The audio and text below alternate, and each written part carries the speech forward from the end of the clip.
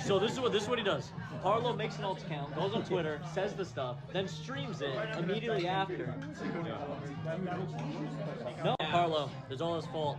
My god, everyone, I have some of the craziest drama I've ever reported on. So you're gonna want to watch to the end so you can see all of it, because it is 100% serious. So this will contain some pretty intense stuff, so consider yourself warned. There was a fake threat to RDC, and I have screenshots proving that it was fake. Then I also have Parlo getting accused of being the one who actually sent them, which, in my opinion, isn't true at all. I also have new information about SimBuilder that I haven't talked about before, so this is gonna be a pretty jam-packed video. So before I start, make sure you guys go ahead and like the video and subscribe with notifications on for more Roblox drama / news like this. Beginning with some background information, RDC is a Roblox developer conference, basically just giving awards to developers who are pretty much underappreciated if you ask me. Like, even though sometimes they make extreme amounts of money, I do think that they deserve a award ceremony, and a whole bunch of Roblox YouTubers and people flew out just to see it happen, including people like My Year's Name's This, Creecraft, and Flamingo. Now, of course, whenever there's a conference like this, you have Roblox YouTubers live streaming it and just telling their opinions on everything, which is pretty cool. It provides interaction with the community, so it's definitely encouraged. However, what's not encouraged is posting threats about it online. Now, there's actually 2 instances of this. First, of course, wasn't really a threat, it was more of an action, if you ask me, which was taken by the Roblox developer SimBuilder, who makes the game Vehicle Simulator on Roblox. But he used his vehicle to drive up to RDC with a confirmed pew-pew inside of it, trying to get close up to the doors in order to do something. Now, I'm not sure if it was actually meant to harm anyone, but I'm pretty sure it was, considering how this is a Roblox developers conference that he wasn't even actually invited to, so I doubt he needed to bring that of all things. Especially since it was confirmed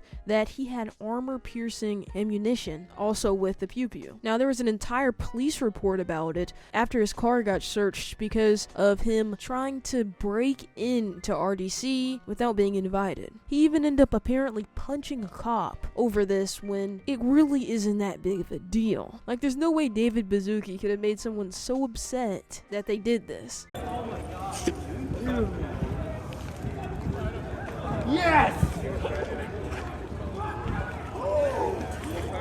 SimBuilder's joining the cops. Especially since he's definitely made money off his Roblox game, so I have no idea why this dude was so upset. However, in his upsetness whenever he was being arrested by police, he apparently shouted out a few threats towards Roblox YouTubers and developers. Now, this is not confirmed at all, however, apparently witnesses that were there heard him threatening them. Whether you believe it or not, I'm sure he had the capabilities to do something that was extremely serious, considering how he was caught with it in his car. With this being said, though, he's definitely mentally unstable, as he's apparently done drugs, including extremely hard ones that will definitely mess with your head. Now, he does deny these claims, but after this, I'm not even surprised if he did do them. However, unlike this threat, the other one that I'm going to talk about is not nearly as credible. So it was by this guy named Then, and the gist of the tweets that he sent were basically just threatening Roblox YouTubers and threatening the RDC convention, saying that he was gonna pew-pew them. However, this threat wasn't even known because it wasn't even slightly credible. It was made by a brand new Twitter account that is now gone, with no trace of who actually even did it. And while it was happening, these threats weren't even slightly credible, to me at least, since the before mentioned Twitter account having no followers, no activity, nothing, unlike SimBuilder, who actually had a previous history of doing drugs and was actually confirmed at the convention. So I feel like anybody with an actual brain would see this as a non-credible threat. However, Parlo was one of the YouTubers who decided that this threat was worth live streaming about and causing a whole bunch of attention to get drawn to it, and his fans were even going into Creecraft stream and other YouTuber streams and telling them that there was a threat happening, when really it was just fear-mongering because this threat was not credible at all. And either way, just like SimBuilder, I'm sure that this person, even if they were actually going to do it, would have been stopped by security, because as you can see, there was already cops there because of SimBuilder, and I'm sure they had metal detectors and other security measures like every convention has. Especially these days, I don't think you're going to be able able to get into anywhere with the absolute unit that Vid said they had, or at least posted a picture of, claiming that they were going to use it. So I definitely do not support Parlo in him live streaming this and just fear-mongering people over such a nonsensical threat. The machinery literally looks like an airsoft. You can even see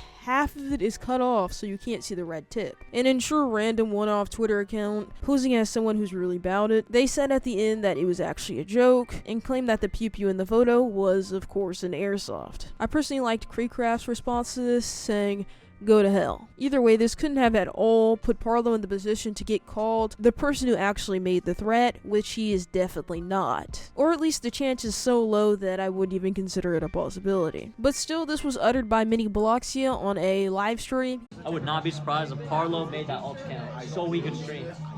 I think Parlo made that alt account. I'm not even kidding. Yo. No, I'm not trolling. So this is what he does. Parlo makes an alt account, goes on Twitter, says the stuff, then streams it immediately after. No, Parlo, it's all his fault. He later took it back, but either way, I feel like this is slander, and you should never say this about someone unless you have actual evidence. Now, of course, Parlo has done troll things inside the past, and I'm sure he'll continue to troll things in the future, creating different accounts, pretending to be Lisa Gaming type characters, but either way, this is a pretty serious thing to just be accusing somebody randomly over. But tell me in the situations, do you think that Parlo was wrong when live streaming this and fear-mongering people? And of course, in this other situation, do you think it was really bad that he was getting slandered by this guy for literally no reason? Except they had some sort of drama, which I might talk about in the future, but at the same time, if you don't have any proof, you definitely shouldn't be accusing people of these things. However, that's going to conclude today's video, so make sure you guys go ahead and like the video and subscribe with notifications on for more Roblox drama and news videos. Of course, tell me your opinion down below, and goodbye.